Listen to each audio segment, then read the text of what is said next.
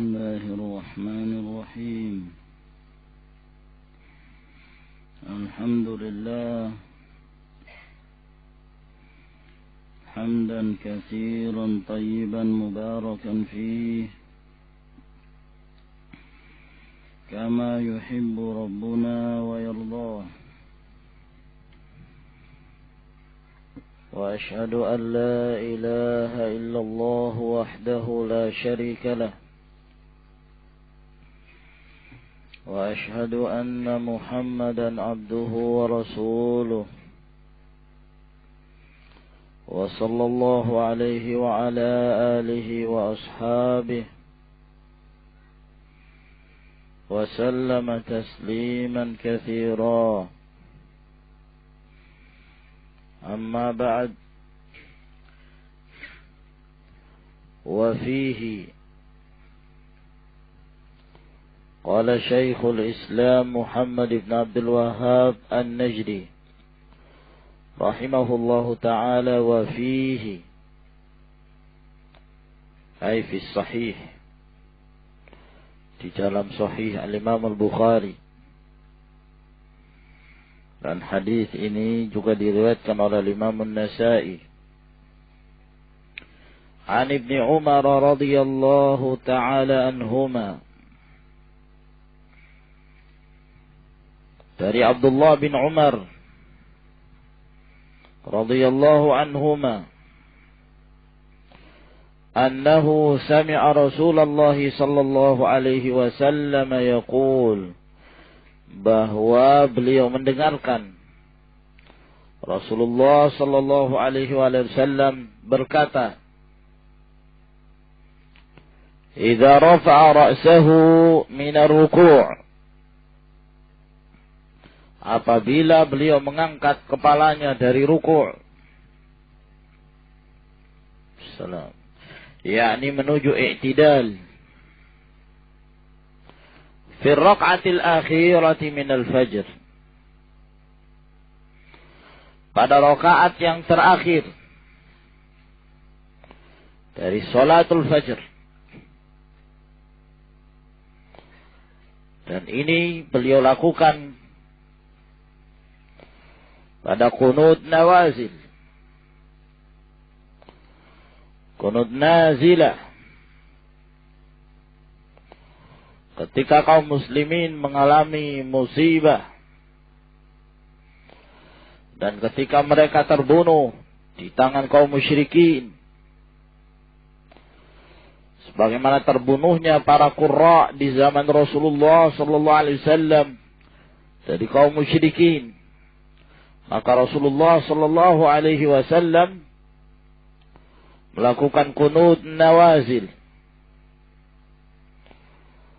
Dan penyebutan al-fajr tidak menunjukkan pengkhususan bahwa yang demikian ini hanya dikerjakan pada waktu salatul fajr. Bahkan hadis-hadis menunjukkan bahwa Rasulullah sallallahu alaihi wasallam terus-menerus selama sebulan beliau melakukan qunut nawazil pada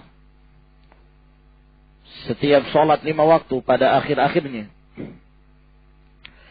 Maka Rasulullah sallallahu alaihi wasallam tatkala beliau mengangkat kepalanya dari ruku' pada rakaat yang terakhir dari sholatul fajr, Allahumma al'an fulanan wa fulanan, ya Allah, laknatlah si fulan dan si fulan.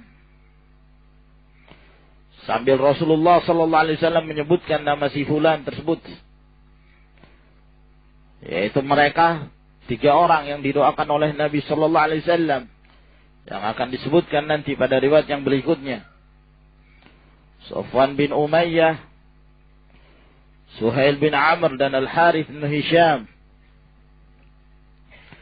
Dan laknat adalah mengusir dan menjauhkan seorang dari rahmat Allah subhanahu wa ta'ala. Termasuk pula di antara laknat ketika seorang mencela dan mendoakan kebinasaan. Dan telah kita sebutkan pada pertemuan yang lalu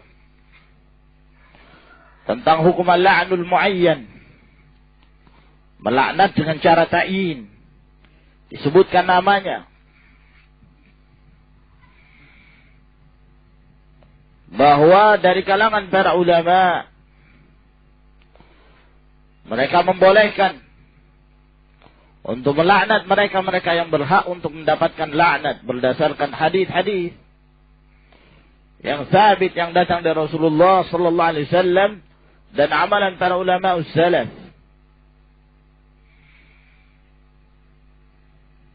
Dan ini yang dirajihkan oleh Ar-Ruhaili dalam kitab beliau Mauqif Ahli Sunnah min Ahli Ahwa.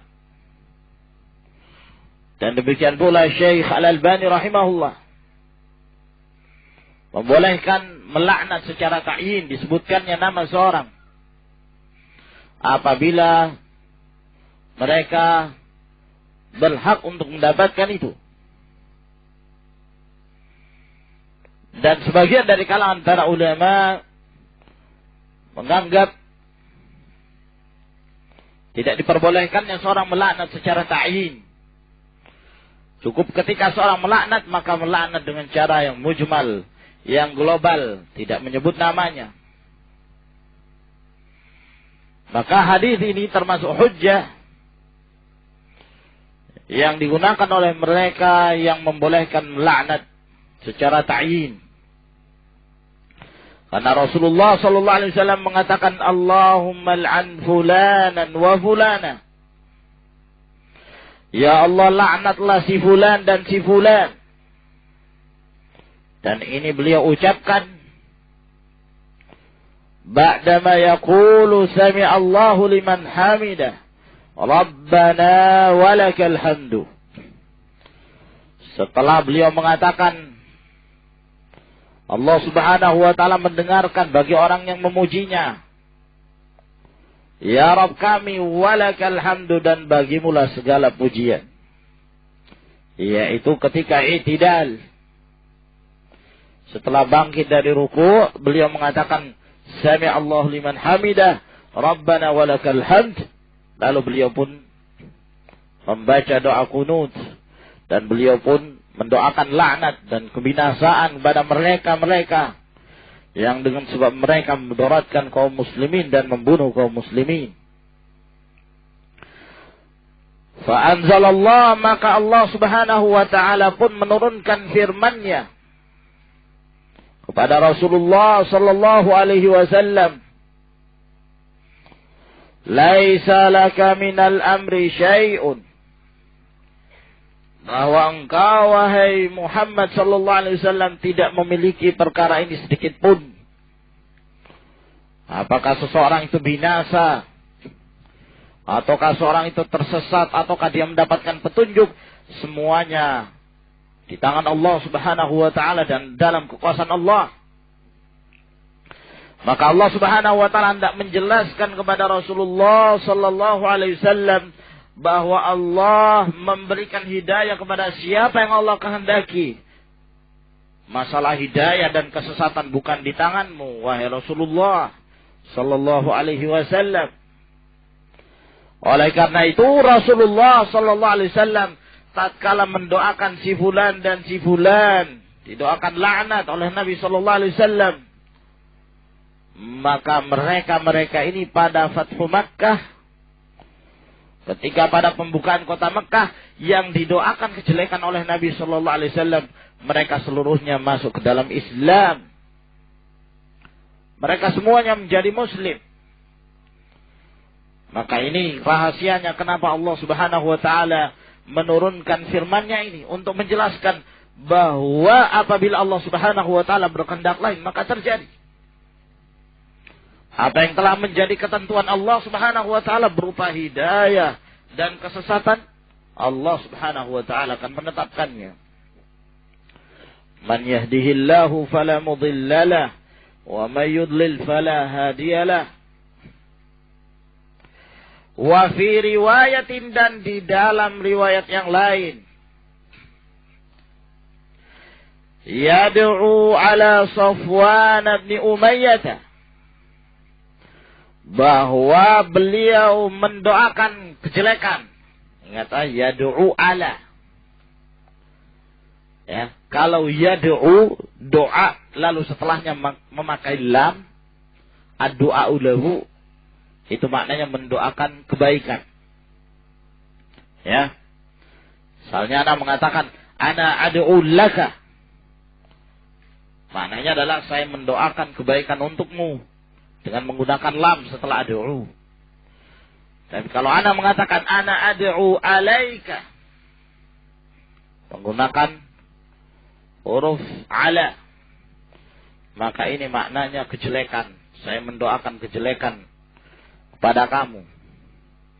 Jadi dari sini ikhwani fiddin azakumullah, di dalam bahasa Arab terkadang dengan perubahan huruf jar saja maka terjadi perubahan makna. Raghibah an dan raghibah fi. Ya. Kalau raghibah an, seperti kata Nabi sallallahu alaihi wasallam, man raghiba an sunnati. Maka raghiba setelahnya an maknanya adalah membenci. Tapi kalau raghiba setelahnya fi, ya, raghiba fihi maknanya bertolak belakang 180 derajat. Senang, cinta. Terjadi perubahan makna dengan perbedaan huruf jar setelah kata raghiba. Demikian pula pada kata doa. Ya.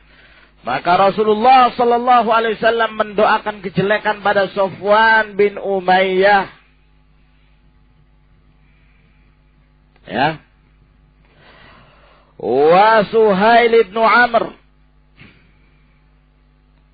Demikian pula Suhail bin Amr. Wal Harith bin Hisham. Dan Al Harith bin Hisham. Mereka ini tokoh-tokoh kaum musyrikin pada perang Uhud.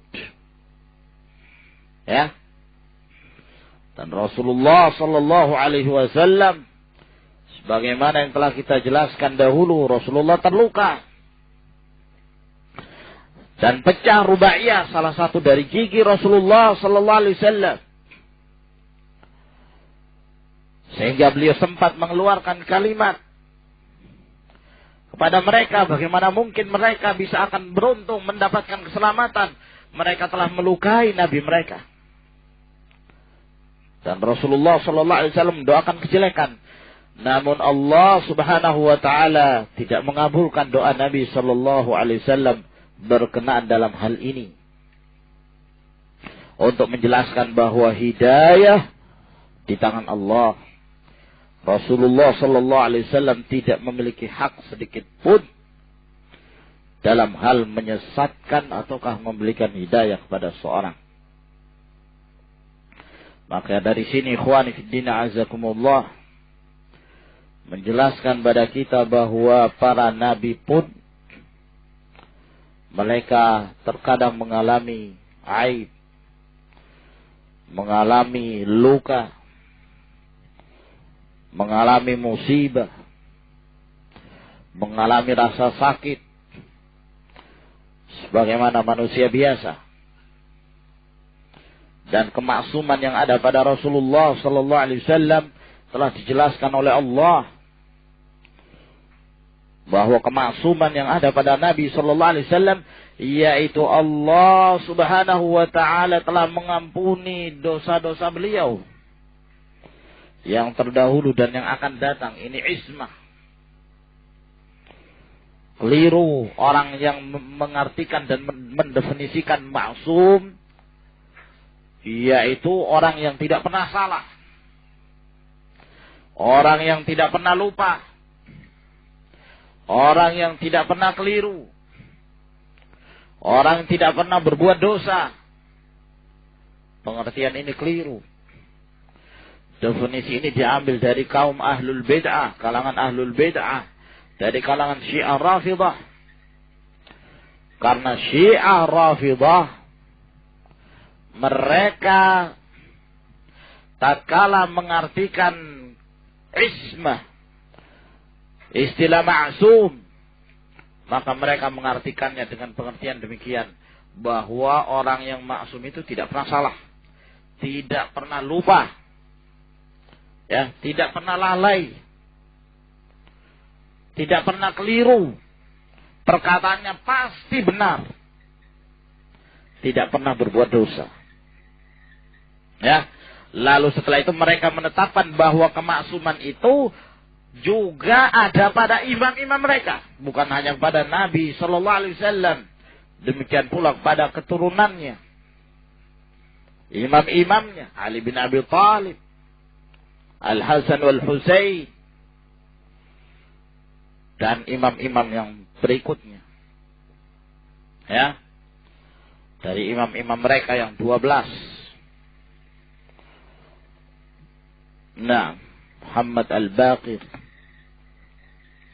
Ja'far bin Muhammad As-Sadiq, Musa Al-Kadhim, dan seterusnya sampai kepada Imam Mahdi mereka. Mereka menyatakan kemaksuman, sehingga apa yang diucapkan oleh imam mereka, mereka menyatakan bahwa perkataan imam mereka itu pasti benar, tidak pernah salah, tidak pernah lupa.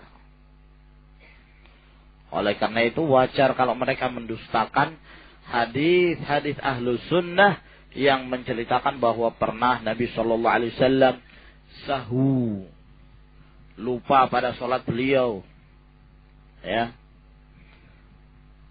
Nah, pernah beliau sholat 2 rakaat karena lupa, ternyata sholatnya 4 rakaat. Nah, mereka nafikan ini semua.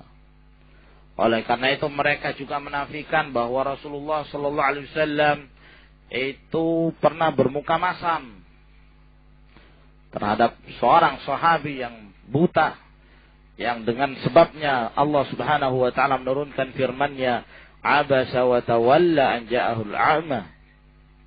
Mereka dustakan itu. Nah, dan hadis-hadis yang lain. Ya. Sementara dari pernyataan-pernyataan imam-imam mereka sendiri, bahkan ada sebagian pula yang dinukilkan dalam kitab-kitab mereka yang menyebutkan bahwa imam-imam itu sendiri mengakui bahwa mereka kadang lalai, mereka kadang lupa, mereka kadang keliru, mereka kadang berbuat salah. Nah, dinukilkan dari perkataan imam mereka sendiri. Ya. Salah seorang imam mereka ketika ditanya tentang tidak pernahnya lupa, maka mereka menjawab, la yasu'illallah subhanahu wa ta'ala. Tidak ada yang lalai, tidak ada yang lupa kecuali Allah subhanahu wa ta'ala. Sifat manusia lupa. Sifat manusia kadang keliru. Nah, sifat manusia tidak mengetahui perkara yang gaib. Maka istilah ma'sum yang ada pada Syiah Rafidhah, ini istilah yang batil. Nah, sehingga kalau ditanya apa itu maksum, maka jawab bahwa yang dimaksud dengan kemaksuman bahwa Allah Subhanahu wa taala telah mengampuni seluruh dosa-dosanya yang dahulu dan yang akan datang, dan dipeliharanya Rasulullah sallallahu alaihi wasallam itu, ya, dari terjatuh dalam dosa-dosa besar. Nah, wa fihi an Abi Hurairah radhiyallahu anhu qala, dan juga di dalam riwayat, yakni dalam Sahih Bukhari, dari Abu Hurairah radhiyallahu taala anhu berkata, qama Rasulullah sallallahu alaihi wasallam, berdiri Rasulullah sallallahu alaihi wasallam hina unzila ilaih, ketika diturunkan kepada Rasulullah sallallahu alaihi wasallam ayat yang berbunyi, wa anzir ashiratakal aqrabin, dan berikanlah peringatan kepada keluargamu yang dekat. Ashirah itu keturunan dari ayah, dari bapaknya, ataukah kabilahnya. Mereka adalah orang-orang yang lebih berhak untuk kita berbuat baik padanya. Ya. Baik dari sisi agama maupun dari sisi dunia. Namun ayat Allah Subhanahu wa taala ini tidaklah menunjukkan bahwa tatkala kita memberi peringatan hanya memberi peringatan kepada keluarga saja, tidak. Ya. Tapi ayat Allah Subhanahu wa taala ini menunjukkan bahwa ketika kita hendak berdakwah, dahulukan pada yang utama, kemudian yang berikutnya. Seperti firman Allah Subhanahu wa taala, "Ya ayyuhalladzina amanu qu anfusakum wa ahlikum nara." Wahai orang-orang beriman, jagalah diri kalian dulu. Dan jagalah keluarga kalian dari api neraka. Litunzira qauman ma anzara aba'uhum fahum ghafilun. Agar engkau memberikan peringatan pada kaum. Ya. Nah, ini lebih umum lagi. Di dalam ayat yang lain Allah Subhanahu wa taala lebih mengumumkan lagi, wa anzirin nasa yauma ya'tihimul adzab. Dan berikanlah peringatan pada manusia, siapa saja mereka. Ya, pada hari ketika akan datang pada mereka siksaan dari Allah Subhanahu wa taala. Oleh karena itu, dakwahnya Rasulullah sallallahu alaihi wasallam untuk seluruh manusia. Beliau mengirim surat kepada raja-raja. Raja Herakl, Raja Faris, Raja Romawi. Naam. Qama Rasulullah sallallahu alaihi wasallam hina unzila ilaihi wa anzir ashiratakal aqrabin. Ketika diturunkan pada Nabi sallallahu alaihi wasallam firman-Nya, dan berikanlah peringatan pada keluargamu, kerabatmu yang dekat. Faqala, maka berdirilah Nabi sallallahu alaihi wasallam dan beliau bersabda, "Ya ma'syara Quraisy, wahai sekalian orang-orang Quraisy." Ma'syar, ini jamaah, sekelompok. Wahai sekalian orang-orang Quraisy, au kalimatan nahwaha, ataukah kata yang seperti ini. Ishtaru anfusakum, hendaklah kalian membeli diri-diri kalian. Ya, ini bebaskan diri kalian sendiri. Bebaskan dari apa? Dari neraka. Dari azabullah. Dari siksaan Allah Subhanahu wa taala. Dengan apa? Dengan tauhid, dengan ikhlas, al-ibadah. Menyembah hanya kepada Allah Subhanahu wa taala dan meninggalkan syirikan. Taat hanya kepada Allah. Mengerjakan apa yang diperintahkan Allah dan berhenti dari apa yang dilarang oleh Allah Subhanahu wa taala. Belilah diri kalian. Ya. Selamatkan diri kalian sendiri. La ughni ankum minallahi syai'a. Aku tidaklah mampu memberikan manfaat dari kalian dari Allah sedikit pun. Ya. Maka ini bantahan kepada mereka para penyembah nabi, para penyembah salihin. Dengan alasan mereka adalah orang-orang yang akan memberikan syafaat. Padahal syafaat itu di tangan Allah Subhanahu wa taala seluruhnya. Qul lillahi syafa'atu jami'a wa la tanfa'u syafa'atu 'indahu illa liman adzina lah. Tidak bermanfaat syafaat di sisi Allah kecuali kepada siapa yang diizinkan oleh Allah Subhanahu wa taala. Sedangkan yang kalian sembah tidak ada jaminan bahwa Rasulullah sallallahu alaihi wasallam, bahwa Allah Subhanahu wa taala akan beri syafaat, hak dan wewenang syafaat pada mereka. Itu pun kalau Allah Subhanahu wa taala berikan wewenang syafaat pada mereka, belum tentu kalian diberikan. Belum tentu mereka akan memberikan syafaat kepada kalian, sebab syafaat itu untuk kaum mukminin. Adapun kalian musyrikin menyembah mereka. Nah, ya, di sini menunjukkan bahwa manfaat dan madarah hanya di tangan Allah Subhanahu wa taala. Adapun Rasulullah alaihi salatu wassalam, beliau telah menjelaskan itu. La ughni ankum minallahi syai'a. Aku tidak mampu memberikan manfaat pada kalian sedikit pun dari Allah. apa yang telah ditetapkan Allah, seorang itu mati dalam keadaan kafir, kafirlah dia, walaupun Rasulullah sallallahu alaihi wasallam berusaha menyelamatkan dia. Contoh yang paling besar dalam hal ini adalah Abu Talib yang mati dalam keadaan kafir. Ya Abbas ibn al-Muttalib. Nah, mestinya Abdul Muttalib. Apa di situ? Abdul Muttalib. Ibnah Abdul Muttalib. Ya Abdul Muttalib. Nah. Ya Abbas ibn Abdul Muttalib. Wahai Abbas ibn Abdul Muttalib. La ughni anka minallahi syai'a. Aku tidaklah mampu memberikan manfaat kepadamu dari Allah sedikit pun. Ya Safiyatu ammata Rasulillah sallallahu alaihi wasallam. Wahai Safiyah,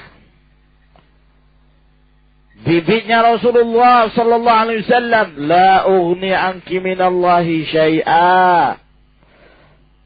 Aku tidak mampu memberikan manfaat kepadamu dari Allah sedikit pun. Wa ya Fatimah bintah Muhammad. Dan engkau wahai Fatimah, anaknya Muhammad sallallahu alaihi wasallam, salini min mali ma syi'ti. Silahkan engkau minta dari hartaku apa yang engkau inginkan. Ya. Kau menginginkan dariku harta, silahkan. Dalam masalah apa yang dimiliki berupa harta, kalau engkau menghendaki aku berikan. Nah, ya, di sini menunjukkan bolehnya seorang minta kepada selain Allah Subhanahu wa taala terhadap apa-apa yang makhluk itu mampu untuk memberikan. Karena Rasulullah SAW katakan pada Fatimah, mintalah, ya, dari hartaku, mintalah kepadaku, ya, dari harta. Nah, kalau ada seorang minta misalnya pada selain Allah, saya meminta kepadamu uang sekian, nah, dia mampu, tidak mengapa karena dalam batas kemampuan dia. Nah, ya. Nah, Rasulullah sallallahu alaihi wasallam ingin mengabarkan pada keluarga-keluarganya, bahkan kepada anaknya sekalipun, bahwa kalaulah yang engkau inginkan itu dari hartaku, dari apa yang aku mampu, dalam hal kemampuan sebagai seorang manusia, silahkan. Tapi dalam permasalahan keselamatan dari siksaan Allah Subhanahu wa taala, ketentraman dan dimasukkannya seorang ke dalam surga, la ughni ankum minallahi syai'a. Aku tidak mampu memberikan manfaat pada kalian sedikit pun dari Allah. Innama 'alaikal balagh wa 'alaina al-hisab. Nabi sallallahu alaihi wasallam itu hanya menyampaikan, adapun kami Allah Subhanahu wa taala yang menghisab, yang menghitung amalan mereka, yang menentukan keadaan mereka. La ughni anki minallahi syai'a. Aku tidak mampu memberikan manfaat kepadamu wahai Fatimah dari Allah sedikit pun. Ini Rasulullah sallallahu alaihi wasallam. Ya, Sayyidul Bashar, Sayyidu walad ibni Adam, apalagi yang lainnya. Dari selain Rasulullah sallallahu alaihi wasallam, kekurangan jelas ada pada mereka. Ya. Nah, dari sisi martabat dan kedudukan di sisi Allah, jelas mereka lebih rendah daripada Nabi sallallahu alaihi wasallam. Maka dalil-dalil ini semua meruntuhkan syubhat kaum musyrikin dan mematahkan hujah mereka dan amalan mereka tatkala mereka mendekatkan diri dengan cara-cara menyekutukan Allah Subhanahu wa taala dalam beribadah kepadanya. Wallahu a'lamu bis-shawab. Ila huna ya ikhwan. InsyaAllah di pertemuan yang berikutnya kita masuk ke bab yang setelahnya. Tafaddalu hafizakumullah.